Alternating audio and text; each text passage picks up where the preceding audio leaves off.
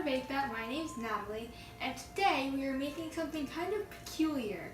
We're making this like fluffy, jiggly Japanese cheesecake thing. It's like the texture of a very fluffy sponge cake. It's kind of weird. I don't know how it's going to turn out. This is the first time ever doing this. I was looking for recipes and I saw it and I was like, I should do this.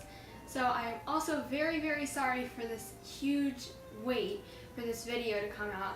I have had so much to do with school and stuff, but now school is out, so I should be able to get videos out either every week or every other week, but I also have a lot of stuff to do on summer break.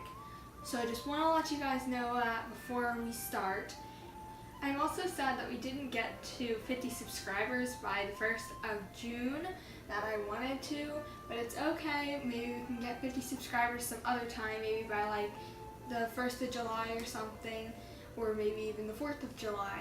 So I hope you enjoy this video, and without further ado, let's go on with the video. The things you will need to make this cheesecake will be 7 tablespoons of salted butter, 4 ounces cream cheese, 1/2 cup of regular milk, 8 egg yolks, 1/4 cup flour, 1/4 cup cornstarch, 13 egg whites, a large mixing bowl, 2/3 of a cup granulated sugar, a medium-sized saucepan, a whisk, an electric hand mixer, a 6-inch round removable bottom cake pan lined with parchment so that comes above the top so that our cheesecake doesn't fall, and a 10-inch round springform pan.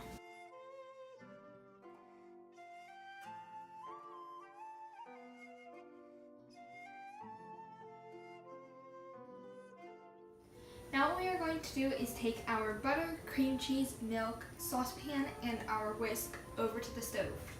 Now that we have everything over here, we're just going to put all of this into our saucepan, and we have this over a very low, gentle heat, which is 4 on mine.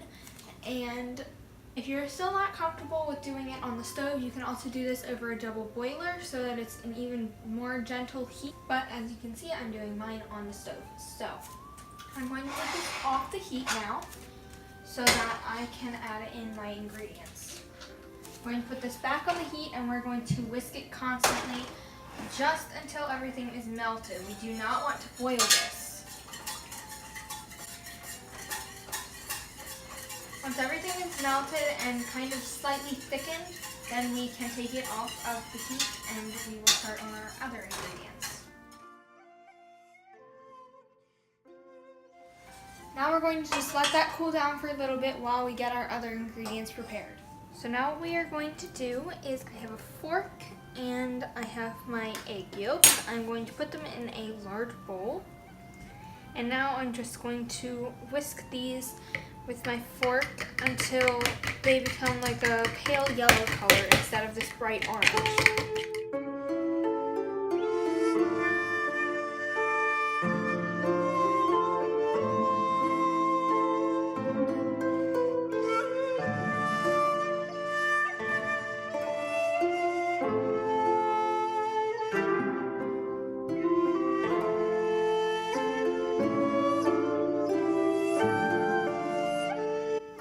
So now we have achieved the correct color, which you may not be able to see on the camera, but it does look like that out here. And it is like a pale yellow and it's like foamy now, which is the consistency we want. So now I'm going to go grab my cream cheese mixture and we are going to do what is called tempering our eggs. So now I'm going to temper my eggs. And as you can see, my cream cheese mixture is thickened. So what we are going to do, the tempering is having your egg yolks and you have a hot mixture which is now cooled, and you are going to actually take some of this and put it into your egg yolks, and you're going to whisk that quickly so that the egg yolks do not cook, and then you pour in the rest of it and then you whip that so that it doesn't cook immediately and you don't get scrambled eggs. So that is what tempering is, and that is what we are going to do now. And that is our mixture now. And our consistency is thin now, but now we're going to add in our dry ingredients. So now I have my flour and cornstarch and a large sieve, and I am going to put all of this into here so that we can sift this into our wet mixture.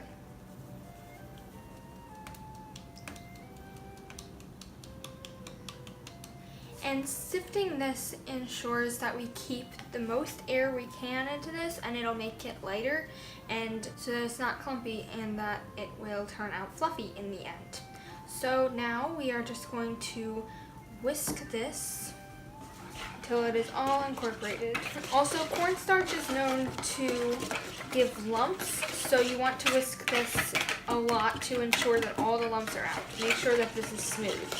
Okay, so mine is smooth now, and it is thickened, and now we can get on to making meringue. Okay, so now I have my egg whites in a large bowl, and I have my electric hand mixer, and we're just going to mix this until soft peaks, and then we're going to almost like drizzle our sugar in slowly. And this could take a while, so be patient.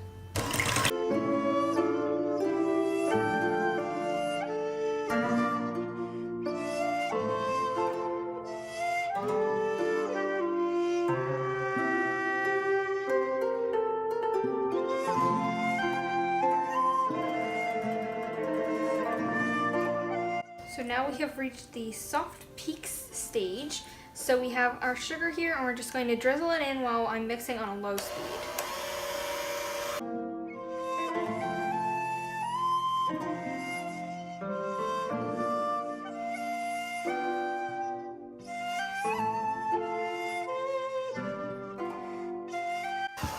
So now we have reached stiff peaks, and this is when our meringue is done, and now we are going to fold this into the rest of our batter. Probably a good time to preheat your oven to 320 degrees Fahrenheit, and later we are going to reduce the temperature, and then we are going to bake it for longer.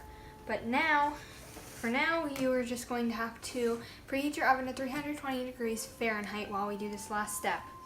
So we're going to take some of our meringue mixture, and we are going to fold it into the egg mixture. So folding is just coming up from the bottom, cutting it in half, and going up. So up from the bottom, cut it in half, and then fold down. And we're just going to do that with all of our meringue mixture in smaller increments. So now our mixture is ready, and we are ready to put this in our pan and start baking. So I have just lined the bottom of my 6-inch round pan with aluminum foil so that when we put our water in here, because this is baking in a water bath, the water doesn't get inside of the pan. So we don't want that. If you're using a pan that is not springform and not removable bottom, then you don't have to worry about this because there's no cracks for the water to come into. But I do have to worry about it, so I put some foil there just in case. Also, the reason we have our parchment paper up here is because this will rise, so it's going to come up, and if you don't have the parchment paper there to hold it, it will overflow, and we don't want that. So I'm just going to pour this in here.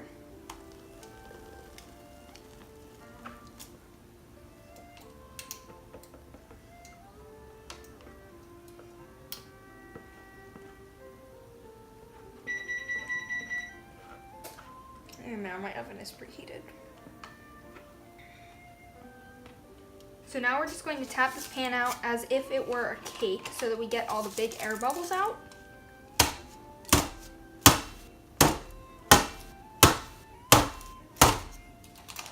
And now we are ready to go in the oven.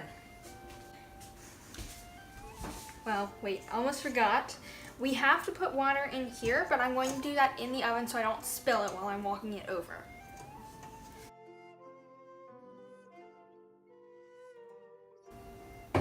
So now I have my water in here, and now we're going to put this in the oven, and we're going to bake it for 25 minutes on this temperature. Then we're going to turn down the temperature, and we're going to bake it for 55 minutes.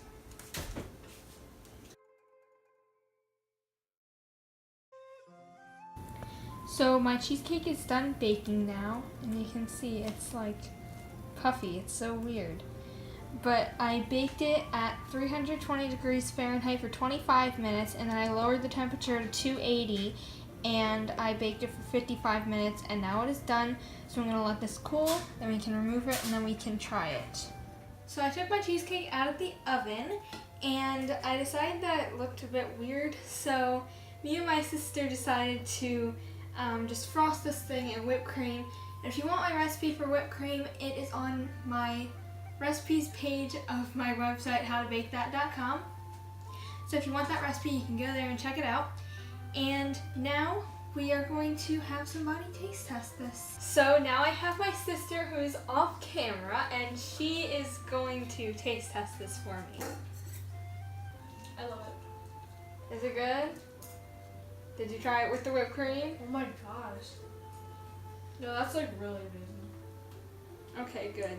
Sorry about the like giant mishap because there's like no it like all fell. You give me a plate. That's really good. What even is it? It's so good. It's Japanese cheesecake magic stuff. That's what it is. That bottom part is unsettling, the rest of it's good. I think it's because I may have greased the pan a bit too much. I tried wiping it off, didn't work. It kind of worked around the sides, but that's it. So what would you rate it? I mean, 9.9, just because of that weird bottom part. It's really making me uncomfortable. I don't know what it is. Uncomfortable? I think it's the grease from the pan. Okay, so 9.9. Alright. I guess that's pretty good. Would you eat this again? Oh yeah. Okay. So Sarah likes it, so apparently it's good. And she likes whipped cream, so probably ranked up points a bit. But yeah, she gives me the big thumbs up. So okay, well she likes it. So yeah, if you like this video, please like it and please subscribe to this channel and please give this video a big thumbs up. And if you need any of these recipes, you can go to my website and you can check out the blog post from the end of this video, also on my website. And please comment down below what you would like to see next. And if you like this video, thank you and goodbye.